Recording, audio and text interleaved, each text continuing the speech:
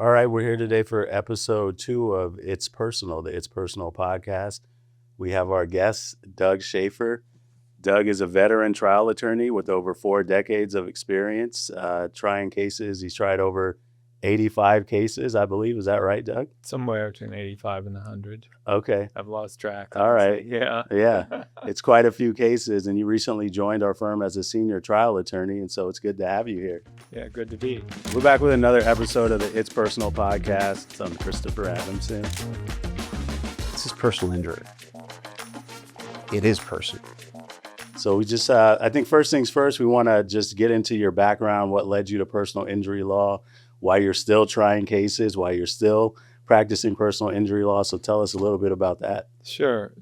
I've got an interesting journey. I went to Ohio State, and I was thinking I was going to be a doctor. Mm-hmm. And I've got tremendous respect, love, and appreciate doctors, but I'm so glad that I got into a career where I have a mix of medicine as part of my career. But I really love being a lawyer, and I'm glad that's a path I also chose. But so I started going down the path of medical school, and ironically, I was studying math and chemistry, and I got twisted up in the game they play in medical school, which is organic chemistry. I was very good at general chemistry, but they make you do organic chemistry, and for some reason it just didn't click with me. And I'm so glad it didn't, because after that, I started thinking, what else was I going to do? And I liked teaching. So I thought, well, I'm good at math. I'm going to become a teacher.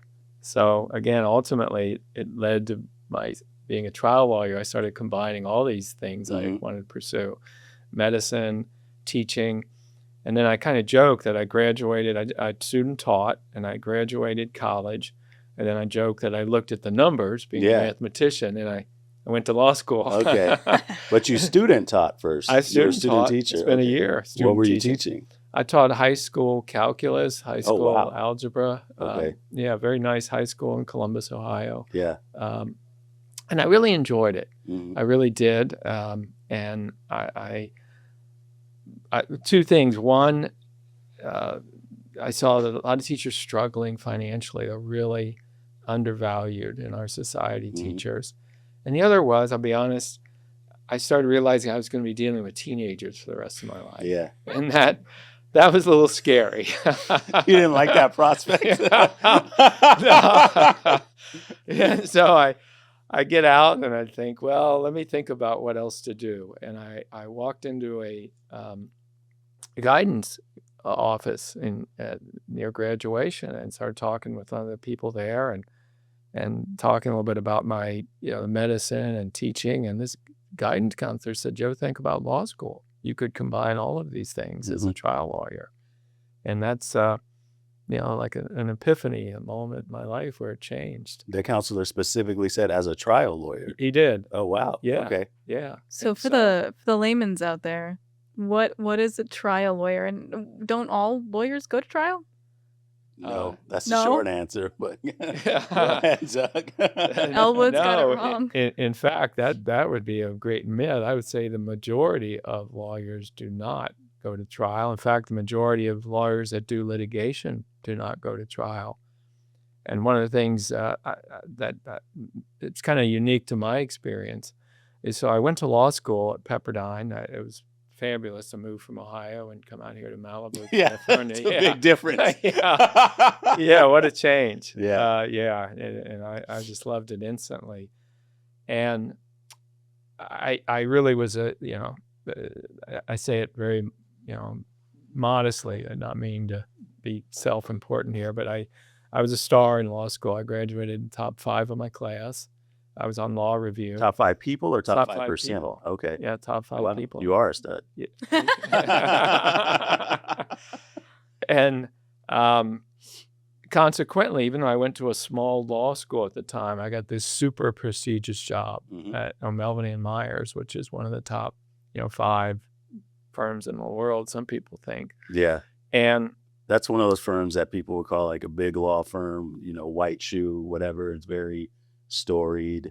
What old kind of- school law firm. When we say old school, like what kind of, do they just practice everything or like? Yeah, it's a firm with about 600 to 700 lawyers. They Wow. have 8 floors of a building downtown. They have offices all over the world. Warren Christopher, the former Secretary of State, Yeah. was the chairman when I was there. Wow. And he was actually the deputy chairman under Jimmy Carter. Then he came back to the firm when I was there. And then Bill Clinton nominated him to be Secretary of State. So a lot of really important people. And it was a very interesting practice in the sense that everyone there was very, very talented and very smart. But when you talk about litigators not going to court, I was there almost 5.5 years. I think I made 3 court appearances. Wow. Yeah. Okay. And so it just wasn't happening. And then another moment that changed in my life was I found out about a project called the Trial Attorney Project. Where you can volunteer as a district attorney, and they'll train you for 6 weeks. And if they think you're, up to the standard, they'll certify you to come in and try misdemeanors. Okay. And so I learned about this, and I went to the chairman of the litigation, a guy named Bill Vaughn, another famous lawyer. He did the big CBS case in the 60s. Very, very famous lawyer, was the chairman. What was that case about? CBS case. Yeah, it had to do, I think, with General Westmoreland and something to do with a defamation claim where he was suing CBS, claiming they had defamed him, and it was a super high-profile case in the 60s. Okay. And he'd gotten a lot of notoriety for this. Obviously, the Vietnam War was a big issue, and a general suing CBS for defamation. And so I went to him and I said, I'd like to do this. And he said to me, we don't need you to be a trial lawyer. Yeah. Yeah. And I said to Bill, well, then I'll just do it on my vacation. Okay. And he said, what you want to do with your vacation is your time. and so that's what I did. And I've told many people thinking of, and young lawyers, that it was actually the most fun I've ever had as a lawyer. I swear. Up to that point, what kind of cases were you handling at O'Melveny? Well, they were big securities litigations, class actions, sometimes hundreds of millions of dollars in cases, mostly in federal court, all over the country. It was great. I got to see a lot of cities and fly to a lot of places. And it was Indianapolis, Cincinnati, New York, Chicago, Dallas. And so that was fun. I was young and single at the time, and so that was fun to be there and do that. When was this, like the 60s, 70s? Not that far back, Chris. Okay. Come on. No, this was the 80s. And if you weren't if you weren't going to trial, what do you spend most of your days doing then at a big firm like that? Most of the time, you spend your days writing briefs, memorandums, summarizing documents, organizing files. I had many. I wish I had iPhones at the time. I had many 24.0-hour timesheets. Okay. Where I had worked 24 hours straight. Yeah. Getting ready for a big deposition and a $100 million type class action major deponent that was going to happen. And you just, it's just what you have to do. Because you got to bill your time versus what we do now, working on contingency. That's right. Yeah. Yeah. And they bill, and that's how those big firms work. They're organized they call it a pyramid, where the senior partners have, junior partners, and then for every junior partner, there's 10 associates. And, all of those, you're literally, as a young lawyer, and you're an enormous profit center. I mean, I billed 2,400 hours every year at O'Melveny. Yeah. And so you can just do the math. It's like I said, 10 young lawyers working 2,300 hours, and you're earning. It's an attractive position coming out of law school, and it was hard to turn down. I think, for example, today a young lawyer starting at O'Melveny starts around $200,000 Okay. right out of law school. Yeah. Yeah. they earn it. Yeah. Let me tell you, Yeah. they earn Well, a lot of them kind of have stars in their eyes coming out of law school. They're like, I'm going to go to this, old storied firm, big law firm. I'm going to have mentorship, et cetera, et cetera. And then they kind of get ground into dust and they end up leaving because they have an exodus of like young associates from those firms as well, because they get disabused of that notion that they have when they come out of law school, like, oh, this is the dream job. Absolutely. Absolutely. Yeah. I mean, when you go in, they're paying you a lot of money. Like I said, using today's dollars, you walk in making $200,000 a year. And Yeah. and the way they recruit you is interesting too, because I was involved with the summer program myself, the years I was there. And they take them to VIP shows at the Highwood Bowl. Okay. Great seats at Dodger games. Yeah. And, concerts, rock stars showing up at the Coliseum. Yeah. And then, you don't want to burst their bubble that's the Yeah. last time they're going to get to see them. Yeah. Going to be locked in a dimly lit room for 20 hours a day. Yeah. So, yeah. Anyway, I met a lot of really smart people there. And by the time you get somewhere a few years in, here's what starts happening. I mean, one, this was a key moment for me. I went to an employee review, and I had a lot of good things to say about my performance, and I was well liked. And like I said, they had me on the recruiting committee, and I went to law schools and interviewed people, and I was on the summer committee. And so there were a lot of things that were said nicely in my review. Who reviewed you? The senior partner? Yeah, one of the senior partners. And then you came to this one point, and of course, they got to find something flaw, right? Yeah. You got to, right. He says, well, Doug, we need you to pay a little more attention to detail on some things. Okay. And anybody can always do that, Yeah, right? There's yeah, always yeah. some. But then he kind of sighed. And you got a picture. This is a senior partner. He's in his mid-60s. He's been there for 35 years. And he took a deep breath, and he said, I know so much of what we do is so boring. And I remember thinking, John Stamper, I can't do boring for 30 more years. Like, I can't be you. That's not going to work for me. And You remember his name? I do remember his name. Very nice man. But I remember that moment where I think that was where I realized I've got to go and find another path. And when I did that trial attorney project, I just got excited again about the practice of law. And fortunately, there was a guy by the name of Mike Piuze that happened to have an opening at that moment. And even though I had not tried many cases, just 3 or 4 at the DA's office, he took a chance on me and changed my life. And, I've been delighted ever since, really. What year did you join Mike Piuze's office? So I joined Mike, it would have been around 1990. And Mike was truly, if he had been more of a self-promoter, which he never was, he would be remembered as the Clarence Darrows of the world. I mean, if you talk to people like Gary Dordick or some of the older attorneys that remember him, he was a true, giant of the trial lawyer world at his time. Most famous, if you just Google him, he's the attorney that hit the tobacco industry for $28 billion, still the largest TI verdict in American history. This was in around the early 2000s. Yeah, $20 billion in early 2000s. $28 billion. Yeah. And that was his second one. His first one was for $3 billion. Yeah. He hit them back to back. Yeah. For billions of dollars. And so he was pretty unpopular with them. Yeah. Well, there's a famous interview after the verdict because the ratios weren't going to stand up, right? I mean, the punitive verdict ratios. Punitive verdict, right. And they knew it, but Mike didn't care. Mike was, I watched the closing argument of that $28 billion verdict. And one of his famous lines when he got to the numbers, he told the jury, don't you worry about how it's going to be paid.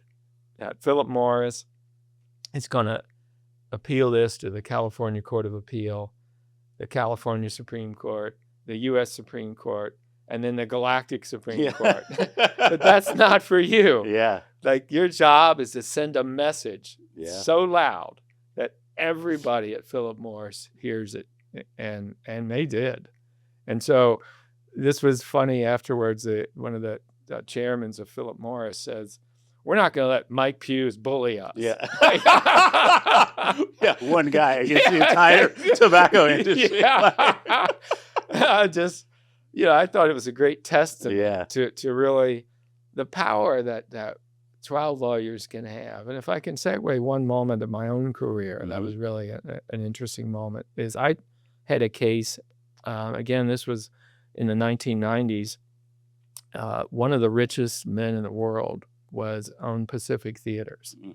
And I had a case where he'd gotten involved with building the first multiplexes in Brazil. He had entered into a business agreement to do that and then backed out.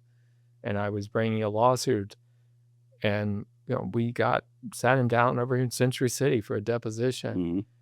And I was thinking, that's the amazing power of the law, is that no matter how big you are or how rich you are, or how famous you are, when you do something wrong, when you break a contract or you violate somebody's rights, you've got to sit down and answer for it. I mean, that's the beauty of our court system and justice. It really is. Well, it's really, David versus Goliath, especially in the situation where this guy from the tobacco industry is like, we're not going to let Mike Piuze bully us. But it's like, you're a $1 billion industry and he's one guy. Like, one guy's going to bully you. Like, come on, but that's the perspective they have. Yeah. So anyway, that's how it all got going. And I did 24 jury trials in a little over 4.5 years for Mike. Yeah. Yeah, it was a busy school of hard knocks. It was. Yeah. That was either you sank or you swim with him. And fortunately, I swam. So a couple of things. You mentioned Clarence Darrow. Sure. For some of our younger viewers, can you let them know who that is? Well, Clarence Darrow, if you Google, is generally regarded as one of the greatest trial lawyers of all time. Right. And where he probably became most famous is in the Skokes monkey trial. Right. And so the Skokes monkey trial involved a teaching evolution in a public school setting. And it was some little town in I don't remember which state, it was Oklahoma or Kansas. It was a very small town. Our producer extraordinaire could probably fact check. Yeah, probably check it out. But it was the Skokes monkey trial. Right. SCOPES. Right. And literally the American news media converged on this trial. It was one of this was an era where the newspapers were the source of news, not television. Radio was around. And this was a trial that was watched far and wide. And I can't remember who his opponent was, but the school district brought in some equally famous trial lawyer. Right. Yeah. It was Tennessee. There you go. In the small town of Dayton, Tennessee. Yeah, there we go. Dayton, Tennessee. Yeah. The world converged. And what year was that? That was 20s. It was decided in 1925. Yeah, there we go. And then who was the other attorney? Because he was equally famous. I think they also made a movie about this called Inherit the Wind? Yeah. Inherit the Wind. For anyone who's interested and wants to see a theatrical great dramatization. Movie. Yeah. Great movie. But this was really like the trial of the century before OJ, right? Because OJ hadn't happened yet. But like Doug was saying, like it was a media frenzy back in the day when everybody consumed media via newspapers and radio. That's right. Yeah, that's right. Yeah, this was the big news of the day. And so, I'd be curious to hear who his opponent was because it was so unusual, this kind of setting in a small town. Yeah. William Jennings Bryan. That's right. William Jennings Bryan. There you go. Yeah. Yeah. And those are two giants in the legal industry. I mean, obviously way before your and my time. Yeah, exactly. Fortunately. Yeah.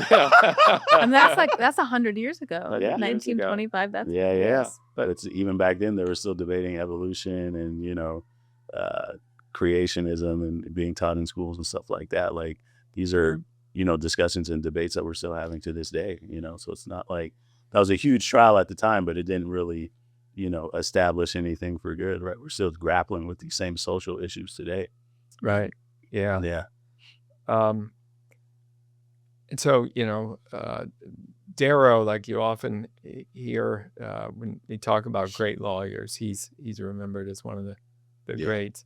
I had the blessing to see another super famous lawyer, Louis Nizer. I don't know who that is. If you again Google famous trial lawyers, he's another giant. He wrote a book. I think I've actually got it sitting in the office. My Life in Court. Okay. And he's a lot of fascinating. I saw him come and give a speech at my law school commencement dinner. And this was interesting. He comes in and he's about in his late 80s. He's very frail. And he was literally helped to walk slowly we kind of heard the great Louis Nizer's coming to speak. Yeah. And I watched this frail elderly guy get to the podium thinking, well, this is not going to be anything that dynamic. And yet he still had the power of the voice. Yeah. When he got to the podium. And he gave something I still remember to this day. I can't tell how many times I recalled it, called the trial lawyer's prayer. And he talked about, the kind of energy and time and devotion you have to be a successful trial lawyer. And one of the famous lines I always remember is, there's a line in there, but God give me the strength to work through the night while my opponent sleeps. Yeah. And I can't tell you how many times I've called on that prayer. Yeah. 2 or 3 in the morning. Yeah. Yeah. That's pretty powerful. It is. Yeah. Yeah. And so it's great. It's great to have it when I need it. Yeah. Which is about every trial, to be honest. Yeah. It's not for the faint of heart. Yeah. That's for sure. Yeah. Something else I wanted to follow up on, you mentioned those tobacco verdicts and the ratios, right? So can you talk about like the composition of the verdict and the ratio and what that means for people who don't know? Sure. So before a case called Campbell v. State Farm, this had been up to the Supreme Court a couple of times, and it's California and both the U.S. And there was no constitutional ratio on compensatory to punitive damages. I would constantly see it, like I did bad faith cases where you're suing for punitive damages. So there's, again, to explain it a little more, there's 2 types of damages. There's compensatory damages. That's to compensate people for their injuries, for their broken legs, their medical bills, their lost earnings. Those are compensatory damages. So basically they're economic damages and non-economic damages. That's right. So he's going to get into, he'll get into that, yeah, for sure. But just as kind of like a threshold, matter to explain in terms of compensatory damages versus punitive damages. Compensatory damages are money for past medical bills, future medical bills, out-of-pocket expenses. So anything that you could put a firm number on, right? Those are economic damages. Right. And then non-economic damages are more intangible. So what you would think of as like pain and suffering, emotional distress. So things like loss of enjoyment of life, the fact you had to endure physical pain, mental suffering, et cetera, et cetera. So what people generally think of as emotional distress. Anxiety, disfigurement. So those who as a whole, economic and non-economic damages are compensatory damages. And then there's punitive damages as well, right? Right. And so the idea behind punitive damages is to punish and deter future conduct. And so it's a concept of not really awarding the victim the money, even though ultimately they're getting it or a significant amount of it. It's to punish the corporation or the entity to send a message to them and others, don't do this again. And so for many years, there had not been a ratio. In other words, let's use easy numbers. If you had awarded $100,000, the jury might be outraged and think, what the tobacco company did in this case, and this is a good example to use it. They awarded Mike Piuze's client about $1 million in compensatory damages for the cancer and the tobacco damages, and then awarded punitive damages to punish Philip Morris of $28 billion. On $1 million compensatory damages. Yeah. Right. So you guys could do the math in terms of the ratio between $28 billion, right, to 1 million compensatory damages. Right. And so, again, Mike's such a great example to use. he had a case earlier in his career. It was a $15,000 case against farmers, where a farmers insurance, yeah. Right. And what had happened is someone had been in a car accident and they were hit by an uninsured driver. So the victim had what's called a uninsured motorist policy, and a $15,000 policy, and that's it. It was a pretty bad accident. And this was around the early 80s. And the insurance company found out that he didn't live in the U.S., that he was here visiting. He lived in Central America. And they actually had a memo in the file, let's offer him $7,500. He won't come back. Or they were stiffing this guy out of a lot of, half of his, what he should have been getting. And he took that case to trial and got a verdict of $40 million punitive damages. Because when you look at punitive damages, you consider the wealth of the defendant. And you have to decide, obviously, it takes less to punish someone making $100,000 a year than it does a corporation making $100 million or $1 billion a year. So what's going to be a punishment? So along comes Campbell v. State Farm, somewhere around the year 2000, give or take. And that's a U.S. Supreme Court case. And they said the constitutional ratio, that due process, meaning your rights to have a fair hearing in court and have and understand what your possible result might be, due process concerns, limit it to 10 to 1. That's now the constitutional limit. And so, unfortunately, what that's done to you and I and consumers and the public is there are many cases now. One of them, I happen to know, Bill Chernoff tried this case in front of a judge downtown, Marianne Murphy. And it was a disability case.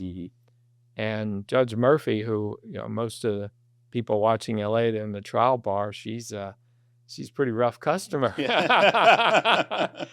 Well, she was, unfortunately, the jury awarded somewhere around $30,000 in that this was a small claim, and they awarded the guy his disability benefits.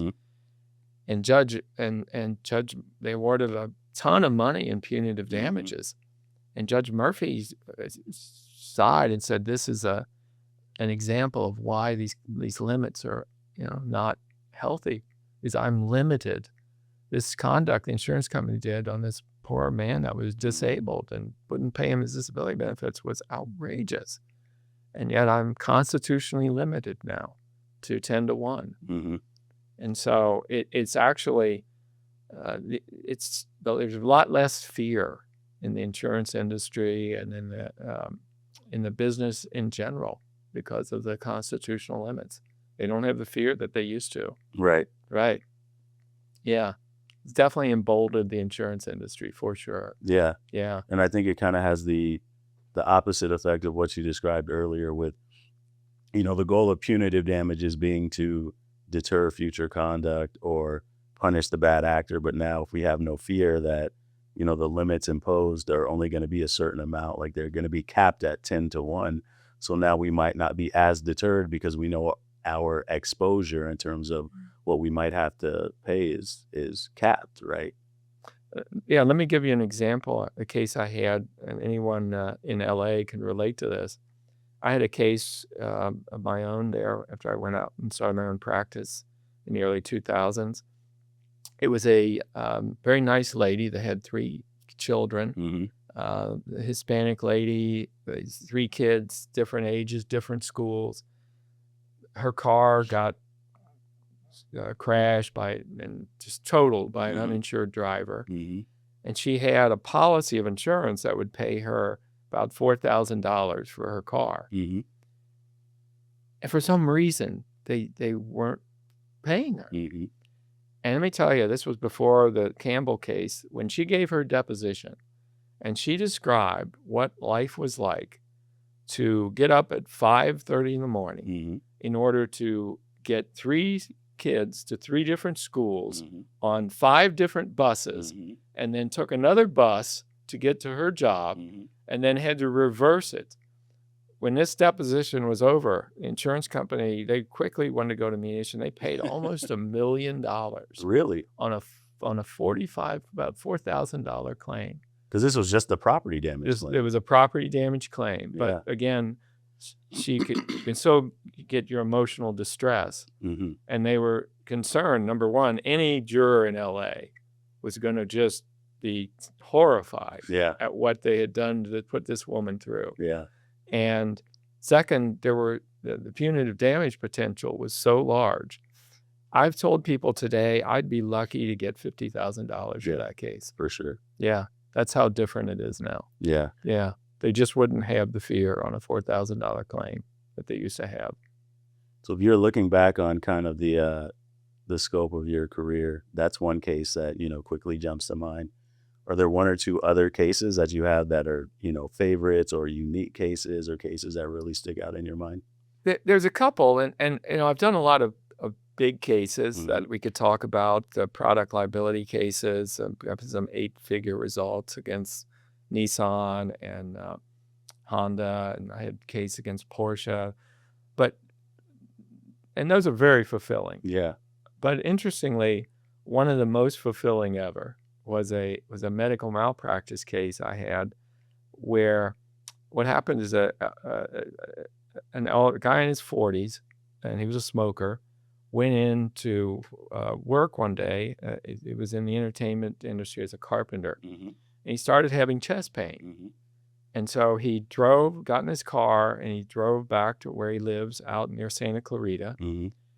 And he made a mistake that it turned out to be a fatal mistake. As he was pulling in, instead of going into the hospital, he recognized that there was a walk-in clinic across the street.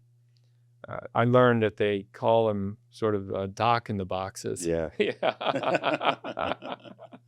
But we'll call them walk-in clinics, the nicer name. Yeah. And so he walks in, and this doctor, evaluates him, and he had a blood pressure of 166 over 113, which is, almost a hypertensive crisis, as I would turn out to learn. They didn't do a serial test. He palpated under his armpit and said that he reproduced the pain, and therefore it was muscular. And he gave him some anti-inflammatories and sent him home. About 6 hours later, he died.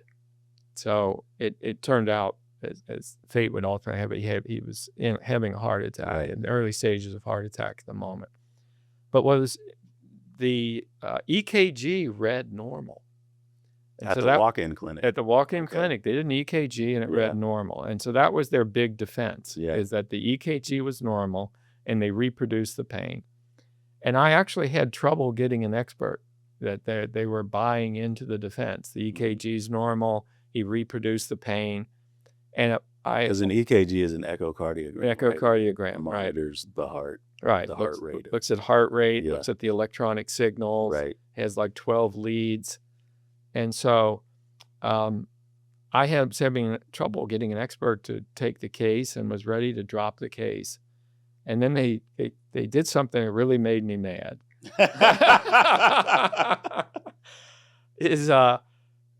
That I had, there's some discovery responses that slipped through the cracks. Yeah. And they filed a motion and wanted threatening sanctions against me and my client. And they sent a dismissal with their motion and said, if you dismiss the case, we'll take this off calendar. Yeah. And I was so mad at the way they were conducting themselves. And I quickly filed a motion to compel their doctor had not, they'd rescheduled his deposition. So I filed a motion to compel his depo and sanctions against them to be heard on the same day. Yeah. Okay. Yeah, let's both go in and talk to the judge. Yeah. Okay. So I told the client, you know what, I'm pro bono on this. I'm gonna go all the way. Who were you representing? A widow? I was representing the widow and 2 small children. She had 2 young daughters, about 3 and 5 years old. And was this your own case or through Mike Piuze's office? It was my case. Okay. Yeah. What year is this? This would have been about 2001, 2002. Yeah. And so here's what happened. So we're about to come up as designating experts. The case looks hopeless. I haven't found any expert or cardiologist that wants to take the case. And Stan Jacobs, another old timer in the trial bar, says, call this doctor out at Pasadena. He's pretty good, a ER doctor. Run it by him. And he was actually over in Europe in the time, and he says, send me the EKG. And I send it to him. He calls me up, and he says, hey, I remember his words. I wouldn't have known what this meant before. He says, there are sub-threshold findings on the EKG he should have picked up. Yeah. And I was like, whoa, like, holy smokes, that was the big hammer, was the EKG. And what does that mean, sub-threshold findings? Well, this is how I found out what it meant. Okay. I got off the phone. Yeah. I drove to the UCLA Medical School. This is before Google. This is before Google. And I spent thousands of dollars. Yeah. I waited for medical students to walk in. Yeah. And I asked them, what's the best emergency medicine book? What's the best cardiology book? Yeah. What's the best EKG book? Yeah. And literally I came out with like a shopping cart of medical books. You bought the books? Yeah. Yeah. Yeah. I bought thousands of dollars of books. Yeah. And I come back to my office and I dig in. And what was great is the first time I took this deposition of the doctor, I really wasn't, medical malpractice wasn't my specialty, certainly not cardiology. They made this mistake of designating the doctor that did the findings and let him go as an expert.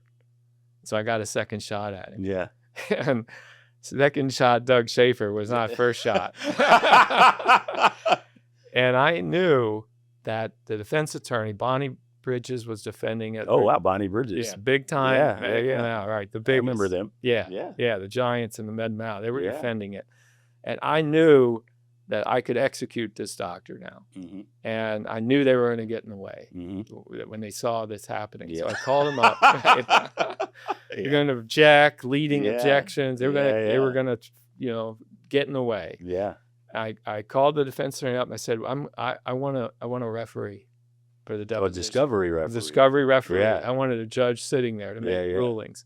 Can you explain that for the viewers? Sure. Discovery referee. That's where you can go into court and actually get someone appointed to oversee the hearing or the discovery that you're seeking, whether it's written documents or oral testimony. He can make rulings right there instead of, what's typical is you do the deposition and then you've got to file a formal motion, then you got to have a hearing date. You can get rulings right on the spot. Yeah. So it's the same as like an umpire during a baseball game. Exactly. Yeah. That's right. Right there. And I wanted him right there when this went down. So the defense says no. Yeah. Okay. And I filed a motion ex parte. Yeah. Go in. Ex parte means you on shortened notice. I said I want to go in next day and have the judge rule on this. Our judge in the trial. The judge takes a bench and he says, "What's the problem?" Yeah. He says, "Schaefer's paying for it." Yeah. And I don't see any problem with this. Yeah. Motion granted. He picked one of my 5 guys. Yeah. And so now the moment of truth is coming. And it's funny because Louis D'Amato, another big prominent defense firm in town, they had there was a peripheral defendant in the case. So they were in the case marginally. The main doctor was the guy. There was somebody on staff that was also a party. So they had their own lawyer. And he told me later that he told the lawyer for the doctor when he walked in that room. He said, he was this country guy, and he says, "I told Ted, he's got a referee sitting there. He's got a video camera. Yeah. He's got all these books on the desk with tags all over them. He said, I don't have a good feeling about this." He said, "Why don't you designate him right now and get him out of here?" And which he saw the done. writing on the wall. Yeah, he could have done. He could have yeah. said, "I'm pulling. He's not my expert. I'm gonna use a hired expert." Yeah. And the guy, didn't listen to the advice. Yeah. And so here's the moment of truth. One of the things I learned is that one of those leads is there are things called T waves. Mm-hmm. And T waves look like hills, rolling hills. Okay.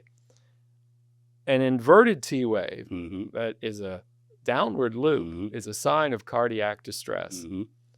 And one of the leads had at least 3 inverted T waves in Mhm. it.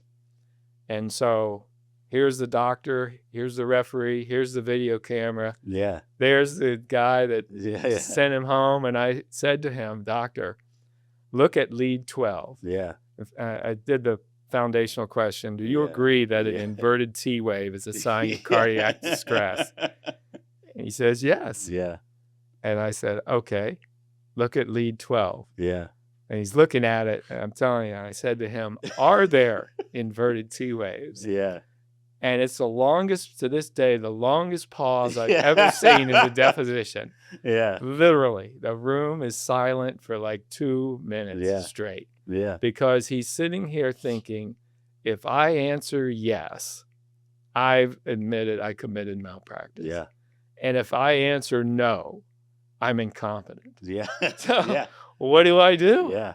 Right? Yeah. So he sits and he sits and he sits and he sits and he sits and he finally says no. Really? He says no. Wow. Yeah. Okay. And that was this case was finito at that moment. Yeah. Yeah. They took my expert's deposition a couple weeks later, and he said not only was the doctor that released that patient below the standard of care, Mhm. based on that answer, he lacked the knowledge to treat him and should not have even treated this patient. I mean, and so the case I was prepared to drop and abandon, we Mhm. ultimately settled for an enormous amount of money Yeah. for this young widow and her children. That's one of the things that's so satisfying about Yeah. our careers, Yeah. our moments like that, where we can really, we can't undo what happened, but we can, help their lives come back together. It's a beautiful thing. That's a great story. Thank you. Yeah. Yeah, it's one of my good ones. Yeah. You have a lot of good ones. Oh, thank you. So Yeah, not the biggest by dollar value, but Yeah. but one of the ones I find the most joy in sharing. Do you still have the video of the deposition? I don't. I wish I did. That is a classic. Yeah, Yeah. yeah. On the heels of a story like that, why do you think there's such a stigma around plaintiff personal injury attorneys in America? Well, I think we talked about this a little the other day. I think in the George Bush 1 era, Mm-hmm. the industry, the insurance industry and the corporate industry was so effective at stigmatizing trial lawyers. I Mhm. mean, when I was younger, I really remember feeling that plaintiffs' lawyers were the heroes. Yeah. We were the ones riding the white horses. Yeah. Right. Yeah. And that's the way, when I got out of law school, how I felt about it when I started doing my career. But the insurance and the corporate industry became so good at tort reform and public relations and blaming trial lawyers for increasing prices and driving up prices. And they really, they were very effective at it. And I think that's one of the things we've been fighting for many, many, many years since to overcome is what the industry and starting with the George Bush eras did. As we discussed the other day, it got to the point where we had to change our organization's names. Yeah. Instead of the Los Angeles trial lawyers, we became the Consumer Attorneys of Los Angeles. Yeah. Even nationwide, it used to be the American Trial Lawyers Association, ATLA, is now the American Association of Justice. Yeah. The AAJ. AAJ, Yeah. right, which I'm a member of. And I think recently we've gotten better at sending the message that, Musk and Trump may be helping us, Yeah. what they're doing out there Yeah. and laying people off and firing people and violating union contracts Yeah. and things like that. I think certainly some of those people are seeing that the value to have the justice system behind them. Yeah. But it's been a battle ever since. So First of all, when we say tort reform, we're talking about basically the personal injury field, right? And the demonization, as I see it, and probably as you see it too, of plaintiff personal injury attorneys. What I've always kind of understood and learned is that it was during the, I think that same era that you talked about, but it was kind of the doctors, complaining about medical malpractice suits and premiums getting driven up for medical insurance that doctors, pay for, malpractice insurance that doctors pay for. That was kind of the impetus for tort reform. Is that kind of how you see it too? Or do you think there was some other impetus or also other contributing factors that led to the tort reform push? Well, I think the first tort reform in California was the medical malpractice in the 70s, Yeah. undoubtedly. And it's before my time, but what I understand, they doctors were claiming there was an insurance crisis Yeah. and the rates were driving them out of business. And from my understanding is that's a bit of a hoax. Yeah. That states where you don't have caps, doctors are still insured. Yeah. I mean, state of Arizona has no caps and Mhm. doctors are still in hospitals and treating people there. So Arizona has no caps, but they're, pretty conservative, say traditionally, right? That's So true. That's interesting. Yeah, in terms of a jury system and politically, it tends to be a conservative state, but Yeah. they don't have caps. But the doctors industry in the 70s managed to push through medical malpractice caps. And Mhm. you know what? Again, I guess I've been around enough to be a bit of a historian. I don't know if you know this, but the initial draft of the tort reform of the medical malpractice caps, it was 250,000 Mhm. from I think 73 until last year. Yeah. Right. It was not indexed for inflation. That's right. Yeah. The original draft had an index for inflation. Oh, really? It I did. didn't know that. Yes, Yeah. it did. And let me tell you what, it was our group, the consumer attorneys and the trial lawyers, Mhm. working with the people drafting legislation that they wanted there not to be an index, but wanted to make, they were convinced that this would never Oh, fly yeah. with the Supreme Court, that eventually that this would be ruled unconstitutional. Mhm. That how can you deprive people that are catastrophically injured to be limited to $250,000? And Mhm. that how can you limit someone like that? That can't be constitutional. Mhm. And so one of the ways to make it even more toxic would have no index for inflation. Mhm. So that was written out of the legislation. By the consumer attorney, trial attorneys. Right. Right. Right. Yeah. By the, a lot of legislation is organized. It's people in Sacramento have meetings with different groups and Right. organizations, and I'm not that into the political scene, but that's my understanding. Is it was originally indexed for inflation, but they wanted to make sure it didn't pass constitutional muster. They tried to make it as unpalatable as possible, Exactly. but that didn't work. Didn't work. Backfired. Right. Yeah. Right. And when we talk about caps in medical malpractice cases, we're talking about caps on the non-economic damages. Right? That's right. And so no matter how egregious the injury, those damages non-economic, so your pain and suffering, emotional distress in the state of California are capped at $250,000. Until a couple of years ago. Now I think the first year it jumped 40,000. It's 430,000 this year. Okay. It's going up by, and then I think in the year 2030 or so, it'll be around $1 million, and then it'll go 2% a year after that. Yeah. So one thing's for sure, it's not remotely close to the inflation since it was Yeah. drafted, not even remotely close.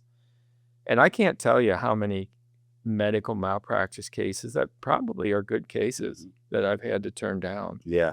because you just cannot possibly, unless you have an enormous economic loss, Yeah.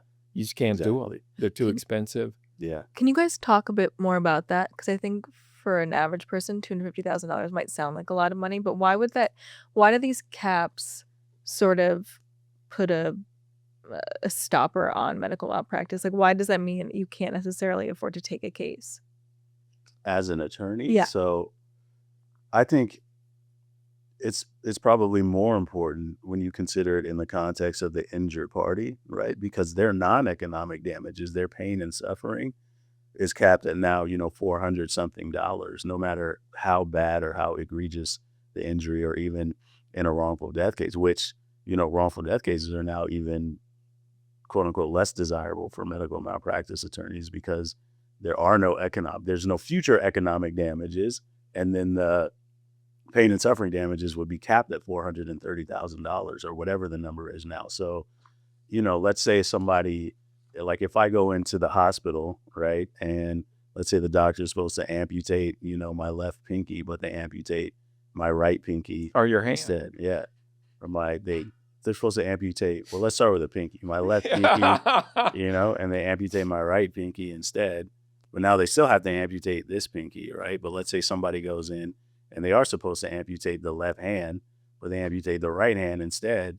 And now they still have to amputate the left hand. Now I have 0 hands, right? But my pain and suffering in either case is still capped at $430,000. And for a long time, it was $250,000. So, is the pain and suffering, so if I'm the exact same person, same age, demographic, whatever, is my pain and suffering now with the loss of 2 pinkies the same as somebody who has a loss of 2 hands? No, I think that's pretty plain to see. But those damages are capped at $250,000. And so for a lot of attorneys, it makes it not as attractive, let's say, to take those cases, because if the pain and suffering is going to be capped at $250,000, no matter how egregious the injury. So in these cases, you still get past and future economic damages. So you can still get, your past medical bills and then any future medical care that you require. But what ended up happening functionally with medical malpractice cases is that a lot of attorneys would turn down those cases unless the future economic damages were such that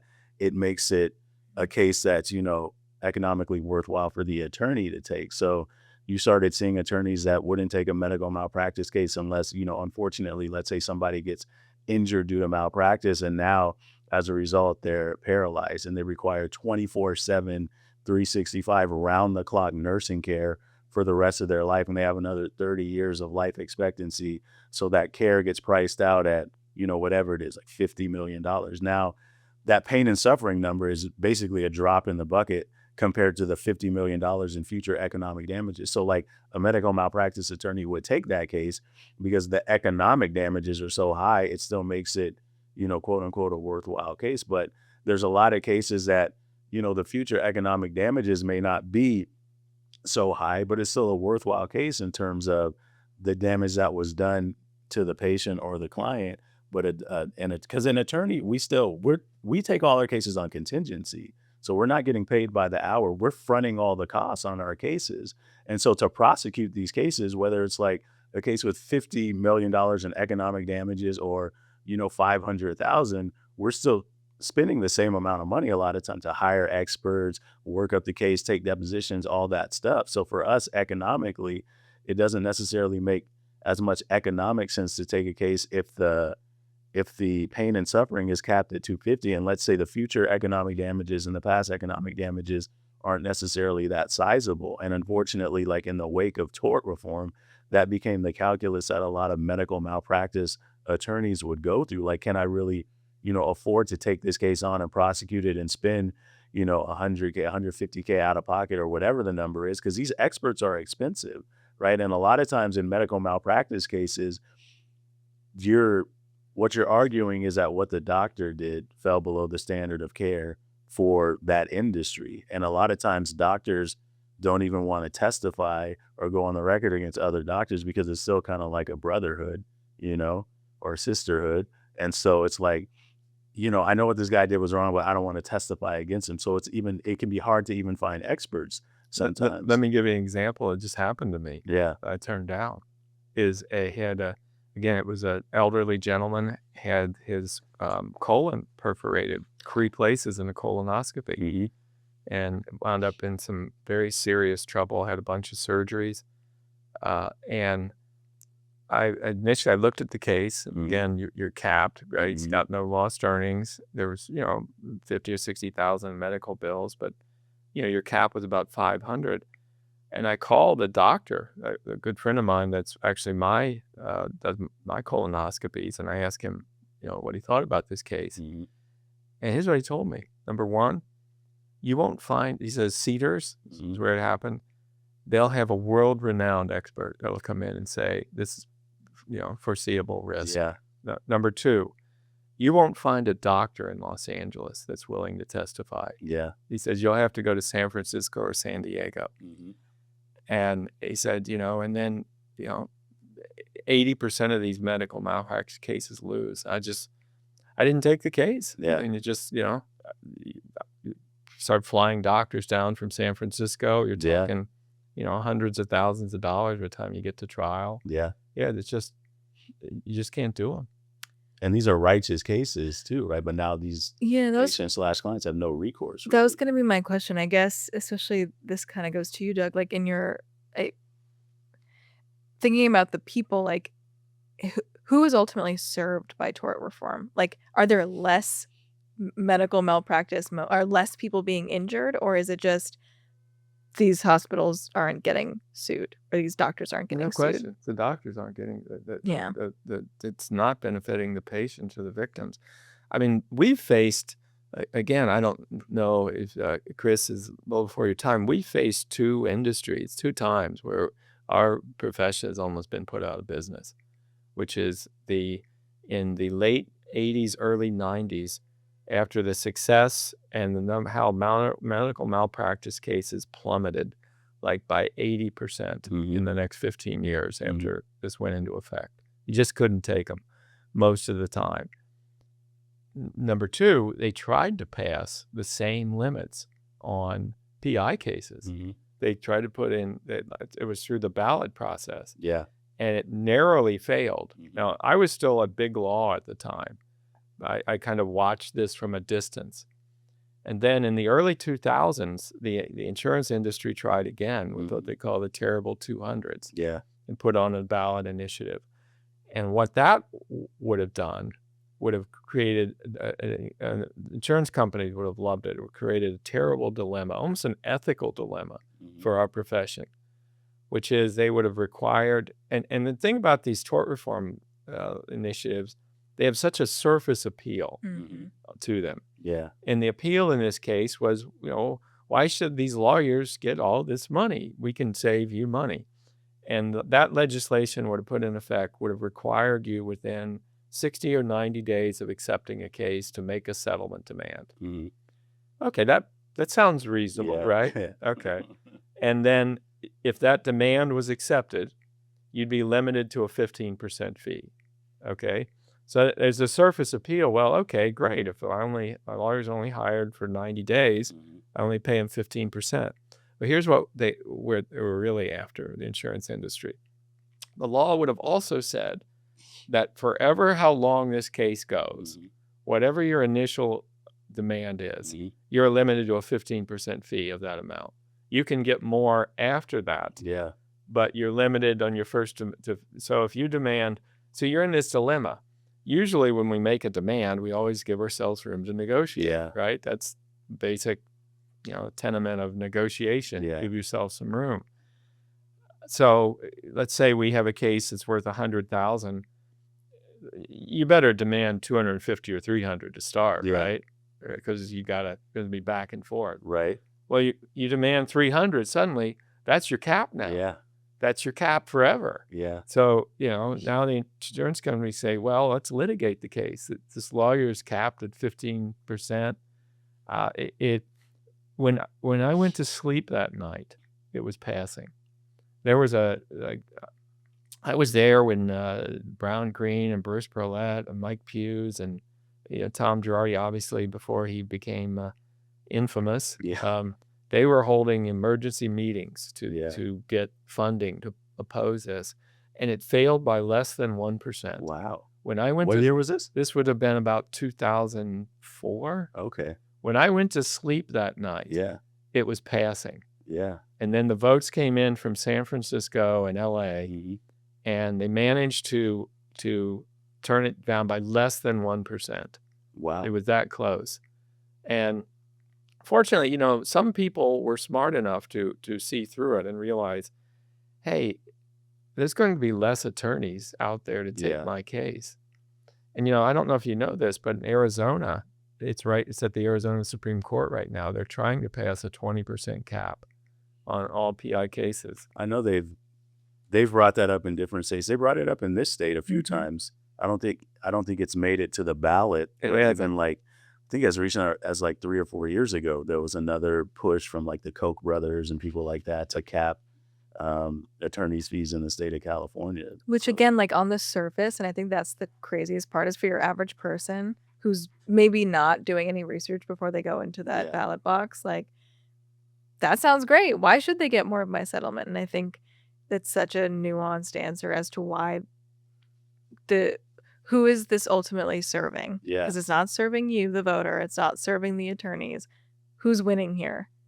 And I think how can we make that as clear as possible? Like, what does corporate America get out of capping attorneys' fees? What is like their ultimate goal? Yeah, the ultimate goal is to have less cases. Basically, to put plaintiffs' attorneys out of business, because also one of the first things I thought when you were talking about this, ballot measure that you just described is that you're required to make a demand within the first 90 days. Something like that. Right. Yeah. So in the first 90 days, like let's say somebody gets injured and they sign up with you right away, you can't even fully cognize their damages in 90 days because, we're handling it's a substantial injury, catastrophic injury, we're handling severe injury cases where oftentimes it takes, months, maybe even years to fully cognize how badly somebody has been injured. So if I'm supposed to try to predict that within the first 90 days, just based on the facts of what happened and say, okay, I think this person might end up with XYZ diagnosis and I have to make a demand that's commensurate with that. Like that's, insane. You would have to be like, who was that guy? Like the great Kreskin or whatever, is the guy that used to, be able to, I think that was Johnny Carson, right? Was it? He would put on the turban and he would guess what was in the envelope. That's right? He right. would put the envelope That's to right. his head Right. and then open the envelope, right? Right. And it would be his. So like you would have to be Johnny Carson to be able to do that, So Yeah. that's another thing. Like to your point, I think a lot of times with, these types of ballot propositions in the state of California, because, we have a ballot proposition system, but oftentimes like these props end up on the ballot that they get like these, bullet point advertisements or, promotion where it's just like a, 1 or 2 line thing where it's like, this prop is going to do da da da da. And you're like, wow, that sounds fantastic. And the average voter isn't, because, I get those big pamphlets in the mail every time an election comes around that explains things in detail, right? But the average person who gets that in the mail isn't going to read it and do a deep dive into what this ballot is, what this prop is really about, who's sponsoring it, who's for it, And sponsoring it's such an Yeah. important factor too. Like there was one in this most recent about it was about, I think it was rent control and housing, and like I can't remember which prop it was, but it was being sponsored by like an AIDS foundation. It was just Yeah. felt so unrelated. And then my sister and I, like, we always sit down in our early weeks before and like go through and find out the history of who's sponsoring it and find out there's like a turf war between the AIDS foundation and this other. And so they're always the sponsors of all of these different props can have different veneers, and like they put on a different mask depending on how they want that person to end up feeling or voting. And I just think that's so critical, especially talking about this, because the surface level issue of pay an attorney less of your money sounds so appealing. Well, I mean, one of the great successes of the insurance industry is Prop 213. Yeah. Right, which Yeah. is, I mean, the ballot language was, and the advertisements was, let's not reward drunk drivers. Yeah. And so Prop 213 says if you're uninsured, you can't recover your pain and suffering, and then, or if you're a drunk driver, Mm-hmm. and that's what they use the hook. Let's not reward drunk drivers. What was really going on was the insurance industry realized there were a lot of people in California that couldn't afford car insurance, Yeah. unfortunately, and they realized, hey, we can stiff these people. Yeah. Let's put this initiative. If you don't have insurance and you don't have, forget about the driving drunk, but if you don't have insurance, you can't recover your pain and suffering. I had a case where a woman was paralyzed hit by a truck and Yeah. paralyzed. And she was driving uninsured. And the case should have been worth, $50 million. Yeah. Right. And instead, we still got, a few $1,000,000 on it because of the economics. Yeah. But you can imagine, she's rear-ended by a truck on a freeway. Yeah. What's that got to do with whether she is insured? Most of the people don't even know it. That's the thing too, because that prop is also regardless of fault. That's You know? right. So that's part of the crazy thing too. Like in your example, she was not at fault, right? And now she has this egregious injury that she has to deal with for the rest of her life. But we see it all the time in our cases where we have clients who they didn't have insurance at the time and they didn't know this, law, because now it's a law. It's a civil code section. I think it's 3333 if people want to look it up or, somewhere thereabouts. But it started as a prop because of the prop system we have here in the state of California. And then kind of to your point again, like these advertising agencies and stuff like that can influence how people think about these props, especially on TV, right? Like when the election cycle comes around, you start seeing all these prop commercials and it might be like Prop 21 and you see one commercial that's like, vote for Prop 21 because blah, blah, blah. And then the very next commercial is like, vote against Prop 21 because of blah, blah, blah. And you're like, well, both of these look pretty convincing, but I don't know what to do. But again, with Prop 213, it's like regardless of fault, if you're driving around without insurance, you can't recover pain and suffering damages. So, I think that was another, trick that whoever sponsored Prop 213 and got it on the ballot, they pulled the wool over the eyes of the voting public. And now that's a law in the state of California, unfortunately. And I think to just drive that home even more, again, like it's not that you're taking money from, you're not taking money from attorneys. The money is getting saved by the insurance companies for that prop. Yeah, That's it's the not only person compensating- that won there. It's not compensating the injured party properly for their Right. injuries, Right. or their emotional distress, pain and suffering, physical pain, mental suffering, loss of enjoyment of life where, if someone's now a paraplegic or a quadriplegic, imagine what their loss of enjoyment of life is, especially if their life expectancy is going to be another 30, 40, 50 years. Like, think about that. And now because that person didn't have insurance, but got in a collision through no fault of her own, she's undercompensated. That doesn't make any sense. Let me, Uber is behind yeah, funding the 20% cap. yeah. In So Arizona. Uber's now like the new, medical malpractice or medical industry because Uber, they're Mhm. sponsoring a lot of these, initiatives and laws and stuff like that. So Uber sponsoring, which specifically the cap at 20%. There's an act called the Nevadans for Fair Recovery Act, and they created it, but it is entirely new.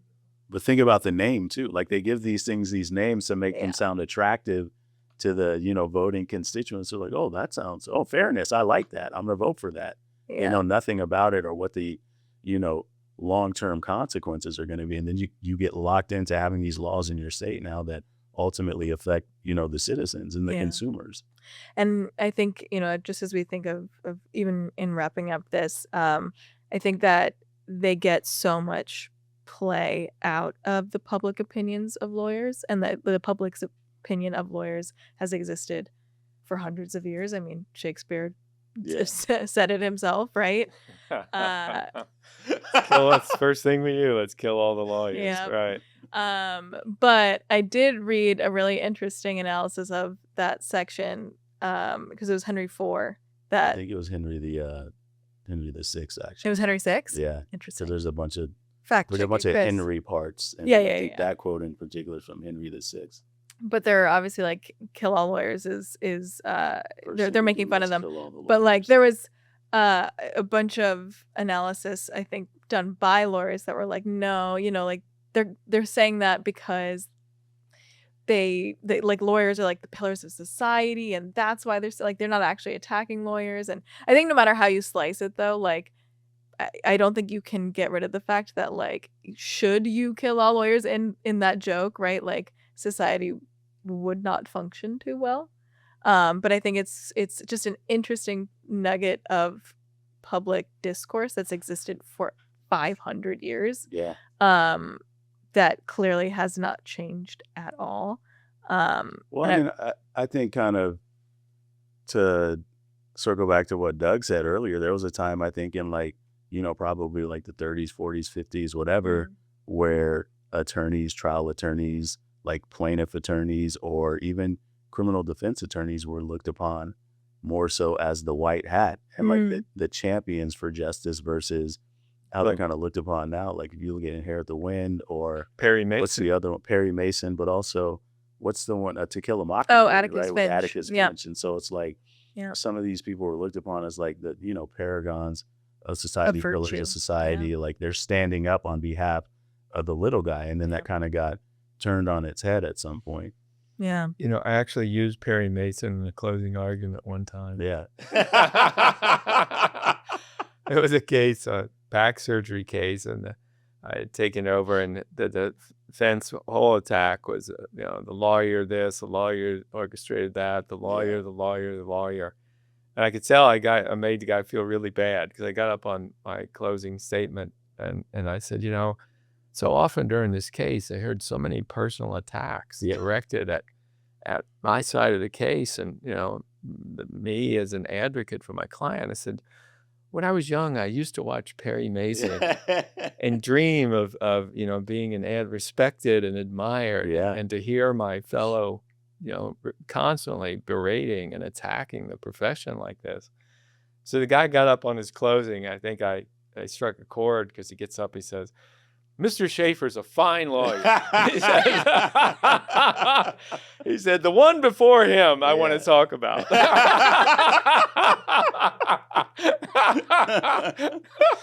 He also watched Perry Mason. That's good. But I think also like to that point about, attorneys and kill all the lawyers or whatever, like a lot of great, social change in this country in particular has been engineered, Huge. at the hands of attorneys. If you're talking about like, civil rights, women's rights, gay and lesbian rights, like any type of rights, right? Civil rights. Yep. That's always, it's engineered by attorneys, because those are the ones who are standing up on behalf of the people who don't have those rights. And then if we believe in, equal justice under the law and like equal protection under the law and all those types of ideals, someone has to stand on that side to stand up for those ideals. And, that's what attorneys do. And so I think for a lot of us, whether it's civil rights, personal injury, or whatever work we're doing on behalf of somebody, we take great pride in that, whether it's a, criminal defense attorney, because criminal defense attorneys are much maligned as well, especially in the wake of, the other trial of the century, the OJ trial, right? Which we could talk about that potentially at some point. But I think even for criminal defense attorneys, like people just have this, I think, ingrained idea. Well, not everybody, but a lot of people have this ingrained idea that like, oh, if you get charged with a crime, you must be guilty, or else why would they arrest you? Which that's not the case, right? And so criminal defense attorneys are there to act as a check against, prosecutors, overzealous prosecution, make sure that, because the law says everybody's entitled to, zealous advocacy, and everybody's entitled to a defense. Everybody's entitled to be, judged, quote unquote, by a jury of their peers. So like there are people out there who really believe in these things as not just, empty words on a piece of paper. Yet it seems like we're the ones, whether you're a criminal defense attorney or a plaintiff personal injury attorney or plaintiff civil rights attorney, like we're the ones that always get maligned, especially in today's day and age. But I think it's, unfairly, in my opinion. You got my vote. Good. All right. I think that's a wrap. Adamson Shaffer 2028 or whatever. 2028. Oh my God. 2028. We're just getting started. Ah!